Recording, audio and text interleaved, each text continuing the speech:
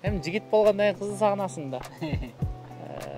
Мындай жаш балдардан баштап, жанагы 60-тан өтүп калган 70 жашар кишилерге чейин бийлеп кетер эле да. Он аспапта кол ойнотот.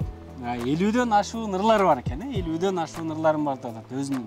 Aşk otun candı özüne, kızıgamay tar sözüne, Жалт карай калсаң алтын көзүмө. Кыргыздар таң калыштуу элбиз да. Кызы чус жок жүрө албайт экенбиз.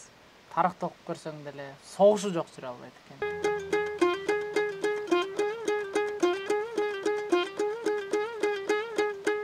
Карлыгач тайгараныңды жашырып, кайран торгойдун кайгысын ашырып, кайда жүрдүң көңүлүм? Айлы мана келип жөнөгүм.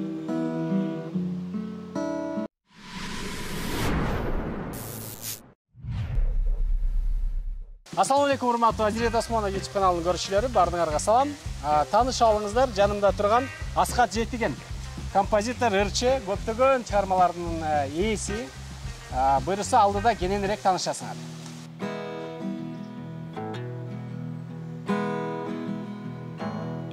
Бабадан калган улуу сөз,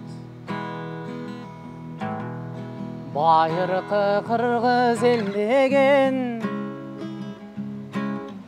айтылуу бейиш төрүндө ала тоо кыргыз жер деген. Бейпилдик жашоо кербен, периште умай жолдогон, касиет коштор дайым кабылан манас колдогон. Кабылан манас колдогон. Ак мөңдүң ала тоону жер деген, кыргызым сен. Айтылуу көктө жанган жылдызым сен.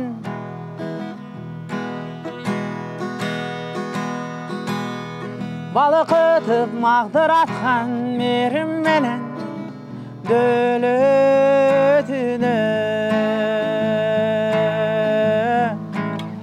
бакталайым сенде тура мени издеген. Эй, баракелли, кол чабуулар. Рахмат. Деп ырдаптыр Аскат Жетиген. Аскатты мен сен ушул ырың менен тааныгам. Биринчи жолу ушул Кыргызым деген чыгармасы мага аябай жагып, андан кийин да башка ушундай Сагынам деген, Кусалык деген ырларын уктук. Анан ошентип көрмөн болуп калдым сага. Рахмат. Анан биздин көрүүчүлөрдүн көбү тааныса, көбү тааныбайт сеничи азырчы. Ошон үчүн менин көрүүчүлөрүм менен сени тааныштырайын деп бүгүн жакындан сүйлөшөлү, чыгармачылыгың менен жакындан таанышалы, өзүң менен жакындан таанышалы деп биздин каналга конокко келип калыптыгандар. Азыр өзүң жөнүндө биздин көрүүчүлөргө бир аз таанытып кетсең. Аскат Жетиген деген ким, каяктын кулуну, кайсы планетадан? Аскат Жетиген деген бул өзү кыргыздын кулуну болот. Кан Манастын урпагы. Анан Жетигендин баласы да. Өзү комузчу боломун, ушул Токтогулдай, Саякбайдай, Сагынбайдай элге эмгеги сиңген. Ушул кийинки өнөрпоздор, кийинки кыргыздар ушинтип уламыш кылып айтып жүрө турган өнөрпоз болсом деген тилектеги жигитмин деп айтсам түшүнүктүүрөөк болот.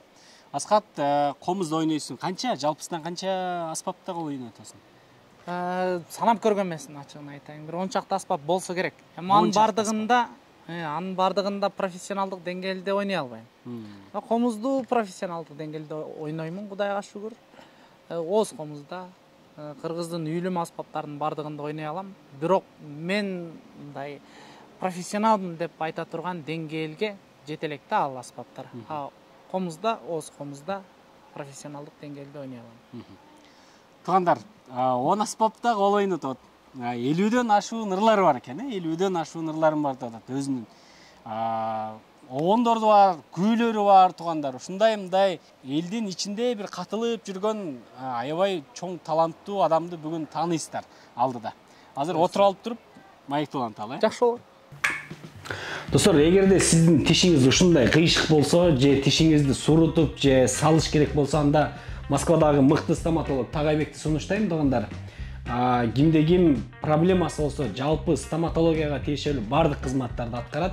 Ал эми туугандар, сиздер үчүн ушул комментарийдин астына эң көп комментарий жазган адам бир брекетти бекер утуп алышы мүмкүн. Биз аны рандомдук тандоо менен тандап алабыз туугандар. Андыктан комментарийге аябай көп жазыңыздар жана Тагайбектин өзүнүн аккаунтуна подписка болуңуздар.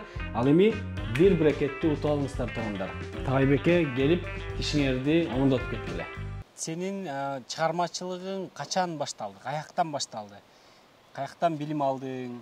Чыгармачылыкка болгон кызыгуу мага кичинемден бери тааныш. Анткени өзү тукумубузда өнөргө жакын адамдар көп болгон экен. Чоң атам Сабит ыр жазган, акынчылыгы бар адам болгон, комузду жакшы черткен дейт.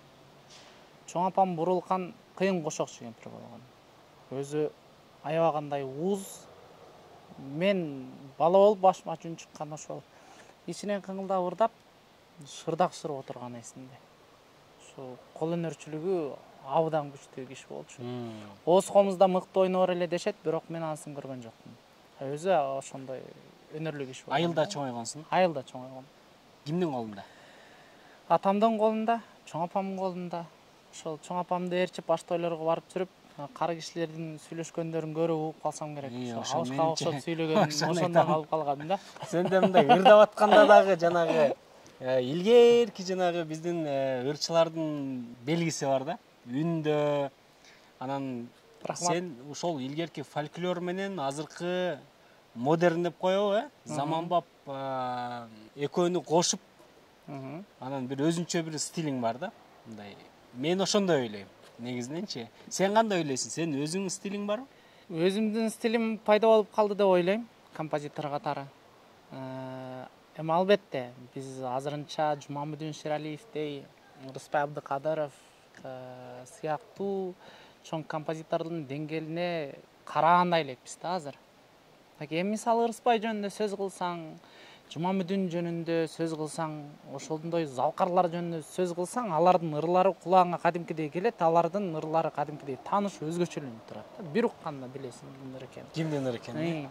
Бирок мен үчүн сен өзүңдүн стилиң бар да. Рахмат. Мындай укканда бул Аскаттын экен деп түшүнө алам менчи. Рахмат. Анан азыр эми интернеттин заманы болуп атат. Хайпажорлордун заманы болуп атат дегендейчи. Кимдин подписчиги, катталуучусу көп болсо, кимдин көрөрмандары көп болсо, ошонун ити чөп жеген заман. Туура. Анан ушундай заманда сен байкап көрсөм, мындай клип тартпайт экенсиң. Атайын үн түшүрүп, аранжировка кылдырып ыр жазбайт экенсиң. Ал жагы бар. YouTube'да запись кылып, живой элечи. Ошондой видеолорун көп таркаптыр да. Таркап кетти, Кудайга шүгүр. Болбосо өзүң үн десебин бар. Сөздү өзүң жазат экенсиң деги. Мындай ырчылар азыркы учурда азыраак туугандар. Өзү сөз жазып, өзү оон чыгарган, өзүнүн кандайдыр бир почерки бар, кол жазмасы бар ырчылар аз. Бирок аябай сенде бүт бардыгы бар, бирок эмне үчүн чыкпай жүрөсүң? Бул нерсеге өзү тагдыр себепкер деп ойлойм, биринчиден. Экинчиден, атактуу болуп кетиш азыр бир күндүк жумуш. Аны өзүң жакшы билесиң. Бир күндө кадимкидей атактуу болуп, звезда болуп койсо болот азыркы заманда. Ошо звезда бойдон тура аласыңбы? Же ошол өмүрүң өткөндөн кийин ошол звезда бойдон кала аласыңбы? Ошол эң башкы суроо экен да. Мен музыкант катары, ырчы катары, аткаруучу, композитор катары биринчи кезекте такшалып алууну көздөгөм. Кудайдын кулагы сүйүнсүн, жыйынтык жаман эмес деп ойлойм. азыркы учурда жанагындай запистерди кылып ошол концерттерди эле оригиналдуу түрдө жүктөп элге жайылтып атканым бул биринчиден кыргыздын эски форматын элге жеткирүүнү көздөп жатканым да. Кадимки Токтогул, Коргол, Калык сыяктуу ырчылар фонограммасыз мындайча айтканда жерлерде жанагындай өнөрдү сыйлаган, өнөрдү барктаган адамдар менен чогуу туруп ушинтип чери жазышкан экен да. Азыр сиздердин назарыңыздарда баланча ырдырдап берип коеюн, кабыл алып коюңуздар, кол чаап коштоп туруңуздар деп коюп эле ырдай берген эмес да. Жана кыргызда күнү чертсең айтып черт деген. Ар бир күнүнүн өзүнүн тарыхы бар, өзүнүн таржымалы бар. Анын аткара турган өзүнүн маданияты бар. Ошол аркылуу гана биз кыргыздын маданиятын сактай алабыз да. Менин көздөгөнүм ошол. Анан дагы эске сала кетчү нерсе. Жана сиз айтпадыңызбы?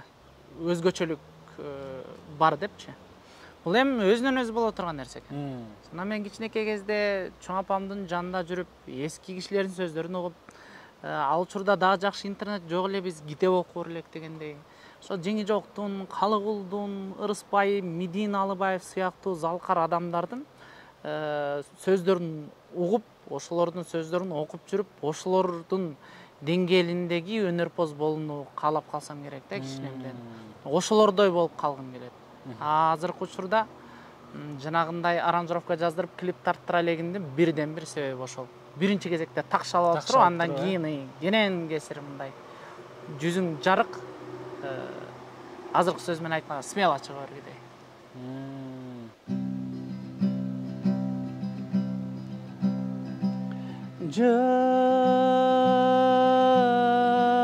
Жаныңдай жанган жылдыздар карай жылмай эстең эсиңдеби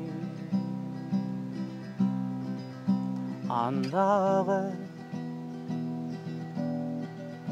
алдыртан карегиңе кадалган мүнөттөрдүн очкундары кош болуп кетсем бе, учуп жетсем бе,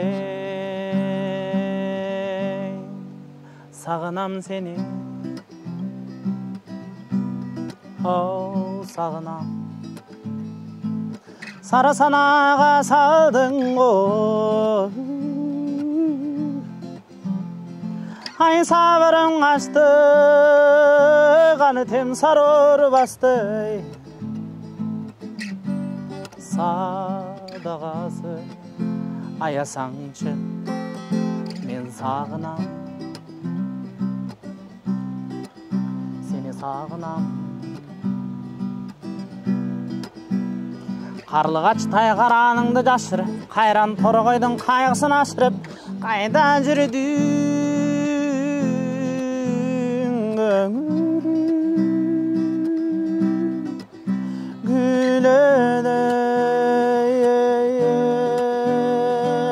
менен кептердин канатына калгып чатка плетер күйгө салып учат. Кадырыңа жетермин, кадырыңа жаным сагынам, абадан жарокер көздөрүңдү, ай жадырай күлсөң, чиркин жалжылдай түшкөн жамалыңда жылдызыңа мен талпынам, сагынам барынан ашык кечесиңди, арзулар жазам аргамдан ай жогунан. Аясаң койсоң өзүң бил, мен сагынам.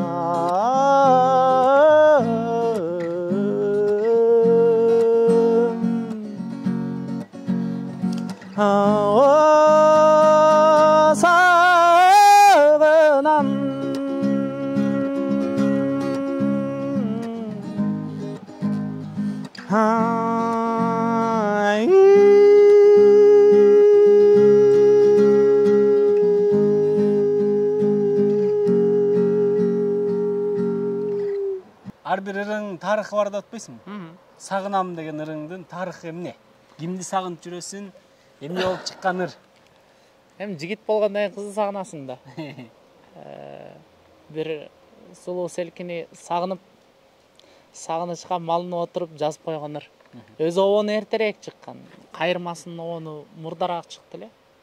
Анан ошол Европага гастролдоп барып келдик. Анан мен шаарга келип бир аз ооруп калдым. Келсем эжемдер, эжемдин кыздары жетебизге барып бенин сүтүн ичип келели, дарычылыкка деп атышыптыр. Анан менин ооруп атканымды байкап калышты окшойт, сен да биз менен барып кел деди. Ошолор менен жетебизге бардым дагы, анан ошол жетегизде жүрүп жазгам ошолорду. Кызыгы сөзү менен обону мындай бирдей чыгып кеткен да, жана кайырмасынан башка жерлери. Отуруп алып эле бир сөз келет, ошону ырдап эле жазып отура бергем да. Кызык ошонусу эсимде калган. Мен бир байкаганым, сага окшогон таланттуулар көп биздечи негизи. Чын. Студиясында отуруп алып ыр жазгандар толтура. Ооба. Ошол ырларын саткандар толтура. Ооба. Аябай жакшы ырдагандар, мындай музыканы аябай жакшы түшүнгөндөр дагы аябай көп тааныштарчы. Бирок негедир алар чыккысы келбейби, же чыга албай жүрөбү, же жалкообу түшүнбөйсүң да. Анан кээде мындай ой келет, ушул талантына ишенип жалкоо болуп жүрө бергендер дагы көбүрөөк окшойт. Бирок талант азыраак болуп, аракети көбүрөөк болгондор бүгүн сахнада ырдап, тим эле концертин берип жүргөндөр дагы бар да. Ал жагы дагы бар. Туура айтасыз. Эмнеден бул? Мен өзүм негизи мондай чыныгы таланттууларды көргүм келет, ошолордун ырларын уккум келет. Ошол адамдар биздин коомго чыгып, талантын көрсөтсө, профессионалдуулукту эл түшүнсө, чыныгы музыканы эл түшүнсө, искусствону эл түшүнсүн, мен каалайм да. Туура. Бирок ошону тааныта турган, көрсөтө турган адамдар анча эл алдына чыкпай калып атат. Бул нерсеге биринчи кезекте мамлекет көңүл буруш керек. Ошондой экен да. Мынакей мен жамандыр, жакшыдыр 20 жыл болду сахнада жүргөнүмө. Кудайдын кулагы сүйүнсүн, жердин жарымын деп айтпайм, жердин 3/1 кыдырып келип, Европаны кыдырдың. Европаны көп жолу кыдырдым, Америкага көп жолу барып келдим. Альбомдорду жаздым, ал жакта дүйнөлүк чыгаан мен деген музыканттар менен бирге иш алып барып, ошолор менен бир сахнада ойнодум да. Менин бул жакта кадыр баркыма караганда ошол жакта кадыр баркым жогорураак да. Себеби мына эми эле сиз эң туура маселени козгодуңуз. Жанагы атактуу болуп кеткендер менен жанагы таланттуулардын айырмасын айтпадыңызбы? Ооба. Бизде азыр талантка болгон сый урмат жок да. Анткени таланты жоктор атактуу болуп кетишти. Ошолор элдерди ээрчитип баратат, сүйрөп баратат. Ошолордун музыкасына элдер сугарылып, музыка деген ушундай болот турбайбы деп ошолорду угуп атышат. Ошондой жер бар да. Ким күнөөлүү? Бул нерсеге бир нерсени күнөөлүү дегенге болбойт го дейм. Анткени мен мисалы колдон келишинче кыргыздын музыкасын кыргыздарга жеткиргенге аракет кылып жүрөм. 20 жыл болду. Бирок биздин музыканы, ошо биздин кыргыздын салттык музыкасын бизге караганда чет элдиктер көбүрөөк баалайт жана көбүрөөк барктайт. Бир эле мисал айтайын. Бул жакта мен 1 саат концерт ойной турган болсом, мага $100 ыйлактап атып беришет да. Деп отурупчу. А мен 1 сааттык концертим үчүн мага Германиядан жада турган жеримди, ар бери жүргөндү, тамак ашымды бардыгын төлөп берип, барган келгенди төлөп берип, гонорарымды төлөп берип, альбомду чыгарып берип, автордук укугумду коргоп беришип, анан рахмат аске, дагы иштешип туралы, келип туруңуз деп туруп анан кетирет. Экөөнүн айырмасы асман менен жердей да. Менин элге, кыргыз элине кылгым келген кызматымды эл эмес, биздин мамлекет эмес, ошо чет элдиктер көбүрөөк баалашат да. Бул нерсеге биз жаштайынан жаштарды тарбиялашыбыз керек. Эмне үчүн баалайт чет элдиктер? Анткени алардын музыканы сыйлай билгендиги, же болбосо мындай чыгармачылыкка болгон көз карашынын бийиктиги. Туура. Аларды кичинекей кезинен искусствону, маданиятты, чыгармачылыкты кантип баалоону үйрөтөт экен. Кандай критерийлер менен, кандай шарттар менен баалайт. Анан анын деңгээлин кантип аныктайт. ошонун баардыгы жөнүндө аларда маалымат кенен. А бизде мектептерде керек болсо жогорку окуу жайда андай шарттар көрүлбөйт. Анан өзүң жана өткөндөр концертиңде ырдап калыптырсың неме? Folk and roll деген бир жаңы стиль, жанр чыгарып. Ооба. Ооба. Анан ошол жөнүндө айтып, ошол жөнүндө ырдап берсең. Жакшы болот. Folk and rollдун чыгышы да өзүнчө бир кызык кеп болгон да. Кокустуктан чыккан. Досторубуз болуп кээде жакын адамдарыбыздын тойлоруна барып калабыз. Анан ошол жакта отурган түрдүү жаш курактагы адамдар бар да. Мисалы бир бөлмөсүндө 50 жаштан өтүп калган кишилер болсо, бир бөлмөсүндө жалаң жаштар отурган болот. Алардын ар биринин өзүнүн жаш курагына жараша репертуар аткарыш керек. Анан кээде чогуу болуп калышат. Анан ошондой учурда кандай кылабыз деп анан бир точка табыш керек да. Анан эски жанагы тоолор деген Аксубай Атабаевдин ошолда тоолук кыргызбы деген эски ырлар бар го. Ошолорду кадимкилер рок-н-ролдун ритмине салып туруп ойногондочу. Төртөөбүз жүрө элек.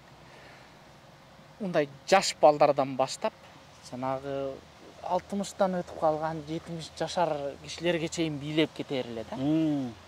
Анан чыгармачылыгың элге жетиш үчүн чыгармачылыгың эл жүргөн жерде ырдалышы керек. Азыркы учурда ырлар каякта ырдалат? Илгеркидей талаада ырдаган киши жок азыр. Бардыгы тең тойдо, же болбосо концертте, же дагы бир кечеде ырдап аткан болот. Ошондой жерлерде да ырдалбаса, сенин да чыгармачылыгың элге жетпейт экен да. Анан мен ойлондум, мындай азыр тойская музыка деген өзүнчө жанр бар да, өзүң деле билет болушуң керек. Анан мен бирок кандай жанрда ырдагым келбейт.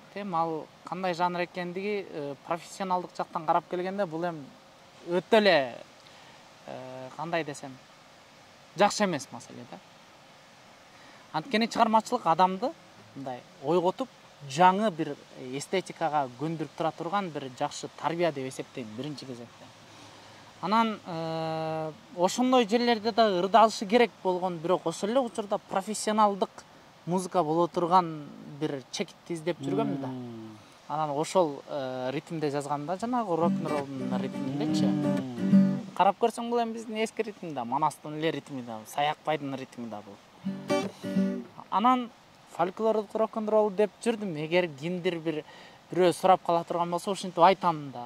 Сен музыкаң жанры жөнүндө деп сурап калса, ушинтип айтам. Деп жүрсөң эле бир күнү folk-н-roll деген эле сөз келип калды өзүнөн өзүнчө. Идея. Folk-н-roll.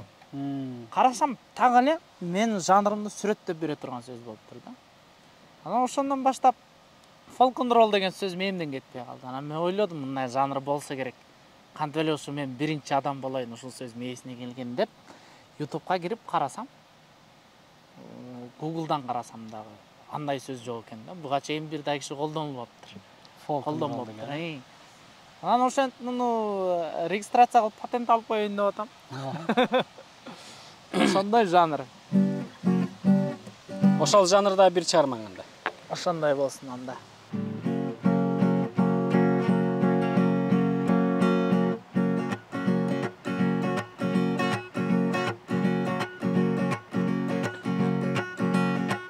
Өзүңө деген.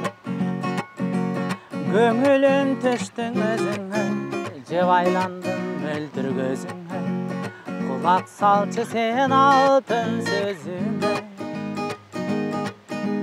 Жакын барсам жаның аңай калбагайсың тарынан. Демиңден жаным берчи демиле.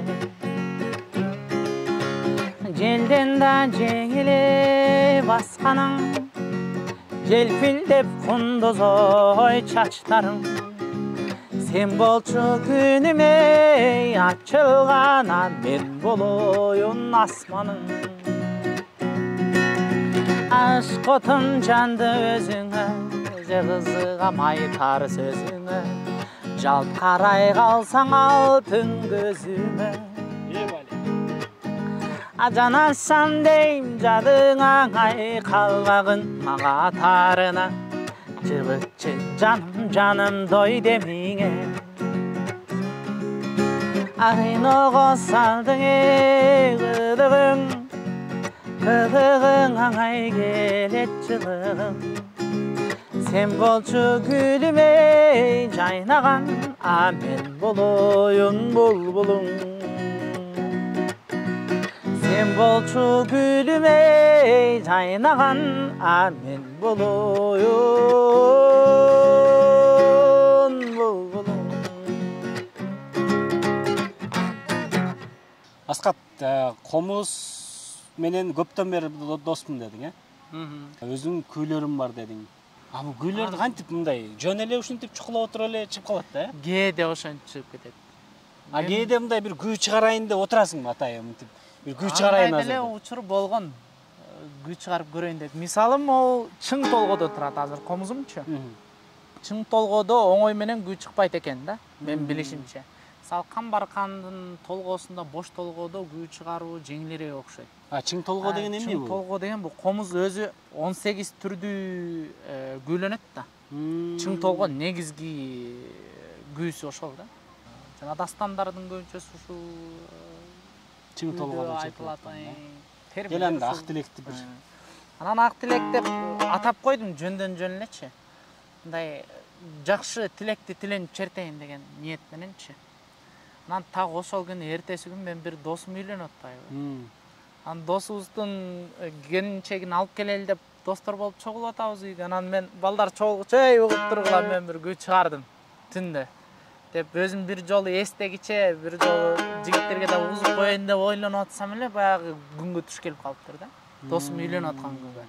Ошо ойдон кала берсин дедим. Ошо ойдон ак тилек болуп калды.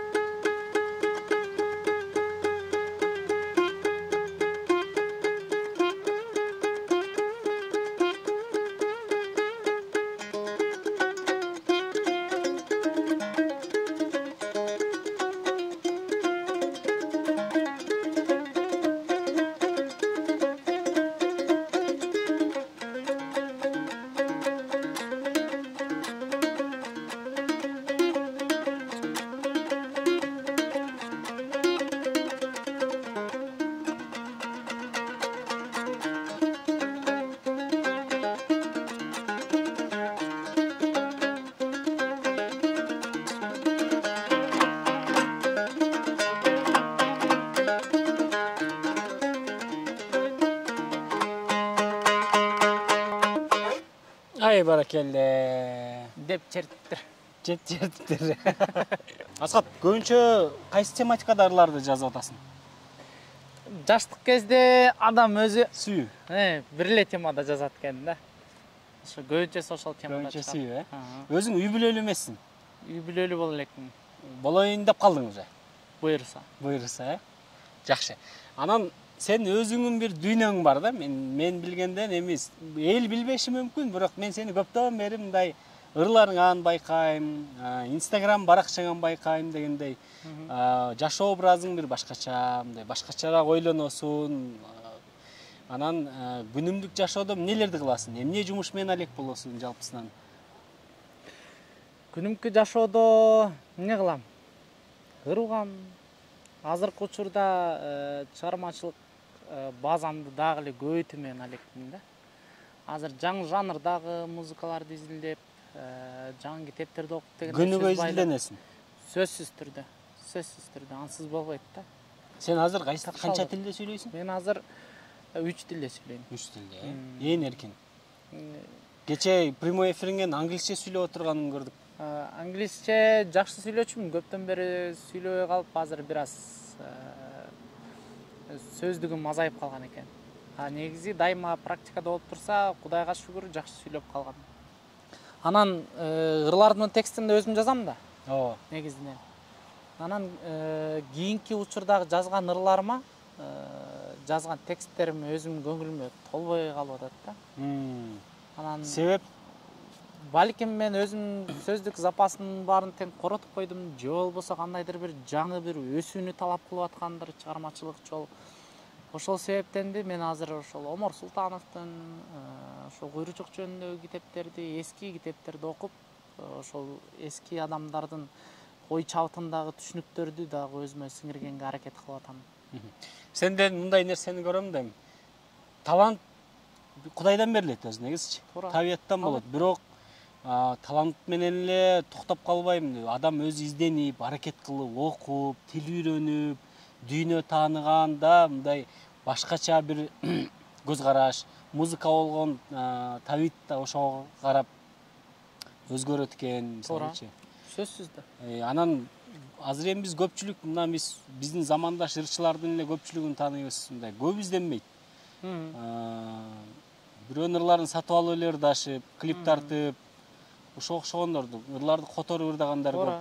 Туура. Анан сага окшогон жаштар чыкса, элге чыныгы музыканы берсе деп биз неме кылабыз да. Сөзсүз да. Мисалы, азыркы учурда таланттуулар чынында көп. Мен азыр эле айтып кетейин, Азамат Имашев деген кыйын оончу жигит бар. Оондору тетиги британиялык азыркы учурдагы чыгып жаткан рокерлардан кем калышпайт. Мелодиялык жактан, структурасы жагынан, анан негизи эле ырга болгон мындай жаңы, кандай десем, жаңычылдык боюнча кем калышпайт. Сагынбек Каримов деген кадимки Самара Каримованын иниси бар, жакын досум. Ал жигиттин оондору өзүнчө бир башкача болгон. Эркин Амангелдиев деген аккордеонистти тааныйт болушуң керек. Анын бир башкача оондору бар. Карап турсаң күчтүү балдар өсүп келатат. Эми ошол жигиттерге жакшынакай мындай түрткү керек да. Мамлекет тараптан керек экен. Мен бул нерсеге аябагандай катуу унандым. Анткени мынакей азыр ушул эле биздин эле боордош казак элин карайлычы. Маданияты, эски уламыштары, жомоктору жөнүндөгү мультфильмдерди тартып, алар жөнүндө кызык окуяларды чыгарып, жаш муунду кадимкидей тарбиялап атышат. Алар ошого сугарылып өсүшөт. Ошолорду кумир тұтып өсүшөт да. Супермен менен Человек-паукту эмес. Ошол адамдарды, чыныгы баатырларды, чыныгы супергеройлорду кумир тұтып өсүшөт. Муну бизде жана пир деп койгон да. Биз ошол түшүнүктөрдү жаш кезинде мындай жеткирип эле койсок жаштарга, алар кийинки жолду өзүлөрү эле тандап алышат. Мисалы, сен азыр айтып атпайсыңбы, сенин ырларыңда, менин ырларымда эски, анан жаңы дагы стиль бар депчи. Ооба, экөөнү кошконсуң да сенчи. Мен муну алып келип, бул эски ыр, бул жаңы ыр деп мынтип кошуп алып мынтип аралаштырган жерим жок да. Бул өзүнөн өзү чыга турган нерсе. Мындай ырыңда манасчылардын жанагы бир кайрыктары бар эмеспи? Айтып аткан ошондой үндөр, негедир мен мындай мага сезилет да ошондойчу. Кече Москвада мен да жүрүп калдым. Бир айга жакын жүрүп калдым. Ошондо сенин ырыңды угуп калдым. Айылымды сагындым дегенчи. Угуп, анан өзүнө сагындың да. Айылымды сагынып, анан ошол ырыңды сураналы. Биздин чет өлкөдөн көрүп аткан көрүүчүлөр үчүн, айылын сагынгандар үчүн аткарып бер. Жакшы болот.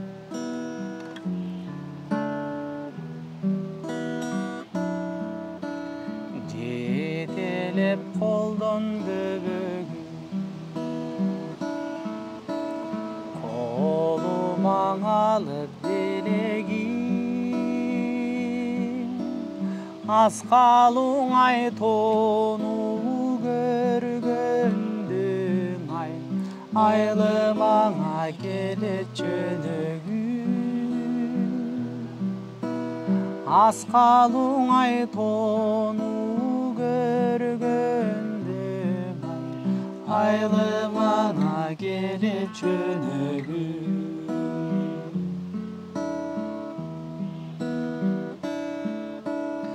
Ак кайың терек зыңгыра, арыкта суусу шыңгыра. Айылым ай эске түшкөндүң ай, ардайыма кетем тунжурап. Айылым ай эске түшкөндүң ай, ардайыма кетем тунжурап. Бали. Төрүндө гүлү жайнаган, төбөдө булбул сайраган. Көргөндүң ай көздү кубанткан ай, көркүңүнө сенин айланам. Көргөндүң ай көздү кубанткан ай, көркүңүнө сенин айланам. Көркүңүнө сенин айланам. Асказо суңду багыңды, ал пеште кай томар тагындым. Алып эле учуп жүрөгүм ай, айылымдың ай абдан сагындым. Алып эле учуп жүрөгүм ай, айылымды да абдан сагындым. Айылымдың ай абдан сагындым. Айылымдың ай абдан сагындым.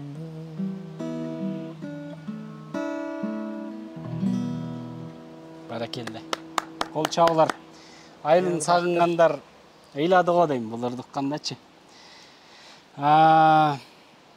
Чыгармачылык ийгилик каалайбыз, Аскат. Рахмат.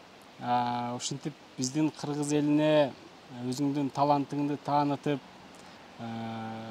мыкты чыгармаларыңды жайылтып жүрө бер. Сендей ырчылар, оончулар бизге керек Кыргызстанга. Биздин көрүүчүлөргө бир кайрылуу жасап койсоң болот.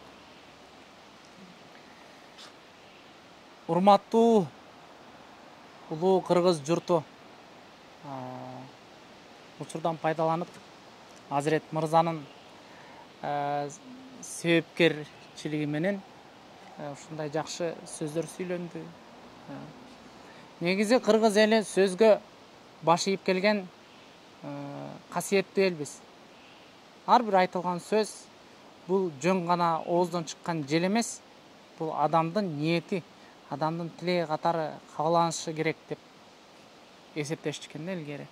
Такей ошол биздин айта турган сөзүбүз ар дайым ушундай жакшы болсо, ниетибиз ак болсо, тилегибиз ак болсо, өзүбүз ынтымакта болсок, биз жете турган ийгиликтер алыс эмес деп ойлойм. Ынтымакта бололу, биримдикте бололу. Айга бар конолу. Концерт качан болот дагы? Азырынча чечиле элек, күзгө чейин бир аз тынууга алабыз го дейм.